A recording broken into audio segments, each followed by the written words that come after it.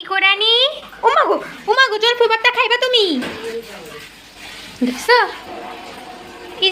এই যে তুমি খাইবা হ্যাঁ তুমি খাবা জলপাই জলপাই তুমি খাবা উড়ি বাবারে হ্যাঁ মনে করছে মাছ মাংস কিছু মাছ না জলপাই এখন ভর্তা বানাবো দাঁড়াও। আসসালামু আলাইকুম ইউটিউববাসী, কী অবস্থা সবার? তো আজকে জলপাই ভর্তা খাবো। রাত বাজে 11টা। রাতে ভাত টাত খাওয়ার পরে রান্নাঘরে একটু গেছিলাম, তারপরে যা দেখলাম সবজি রাখার ঝুড়িতে মানে র্যাকের মধ্যে জলপাই। তো দেখে তো আমার মাথা মস্তিষ্ক আউলায় গেছে, ঘুরে গেছে, উল্টায় গেছে।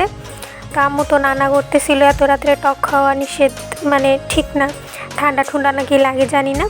তারপরও আমি কমায় 4টা জলপাই নিছি, কারণ আমার এখনই খাইতে হইব। আর এখানে নিচে ধনে পাতা অনেকগুলা করে, আর নিচে 3টা বড় বড় কাঁচামরিচ আর পেঁয়াজ। কাঁচামরিচ আর বেশি করে ধনে পাতার সাথে কাঁচা পেঁয়াজের কুচি দিয়ে জলপাই ভর্তা খাইতে যেই মজা।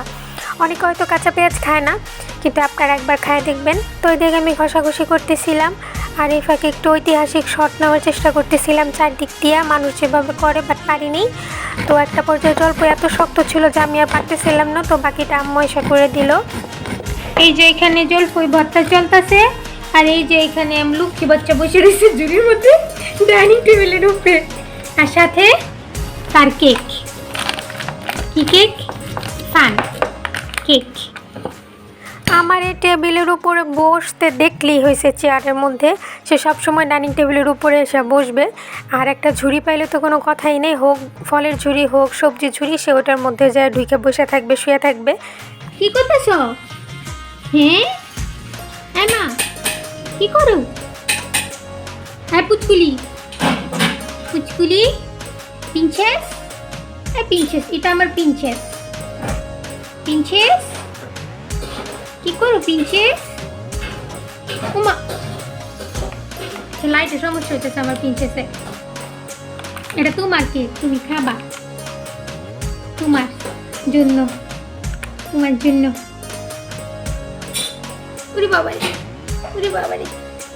তো সবগুলো জলপাই গ্রেট করা হয়ে গেছে, আশেপাশে ছিটটা মিটটা সব নাশ হয়ে গেছে।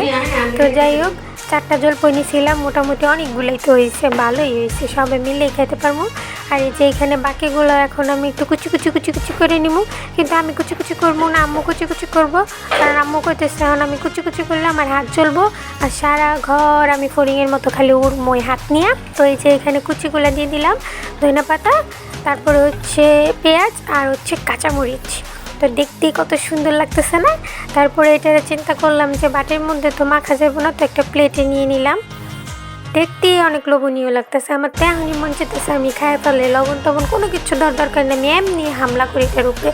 তারপরে লাস্টে অ্যাড করে দিলাম টমেটো, পাকা টমেটো দিলে এটা যা মজা হয়, একদম মাখা হয়ে যায়। তো তারপরে যে আম্মু একদম ভালো করে চটকায় মাখিয়ে দিতেছে, বেশি করে লবণ দিয়া। আর অনেকে চিনি দেওয়া খায়, বাট আমার কাছে চিনি দেওয়া ভালো লাগে না, টক তো টকই, টকের মধ্যে চিনি দিব কেন? উফ, আমার তো এখনই সহ্য হইতেছে না, আমার মাথা ঘুরাইতেছে, এটা দেখে আমার মাথা ঘুরাইতেছে। কেমন হয়েছে? অনেক মজা।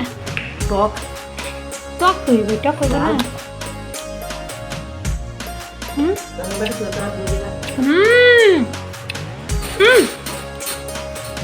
ও বাবা, মারাত্মক। এটা দাও, বলে দিই। আব্বু চিনি দিয়ে খাইব না?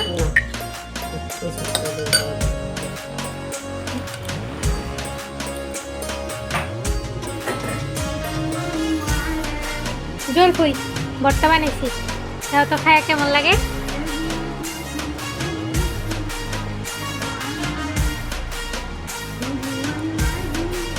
কেমন মজা না? সুন্দর হয়েছে অনেক। এই যে তাড়াতাড়ি চামচ, এটা সরা চামচ আনবা নে। তুই খালি খায়া দেখ, অজ্ঞান হয়ে যাবি না। কি না অজ্ঞান হতে চাস না? আমি আর একটু লবণ মিলাই খেতেছি, অনেক চুপা।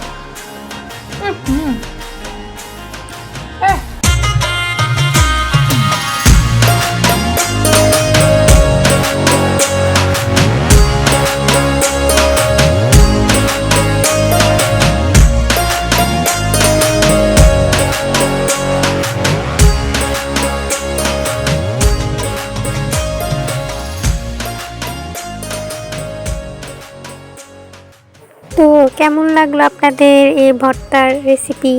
এটা কি রেসিপি হয়েছে? হয় নাই। সবাই জানে আসলে জলপাই ভর্তা কীভাবে করতে হয়।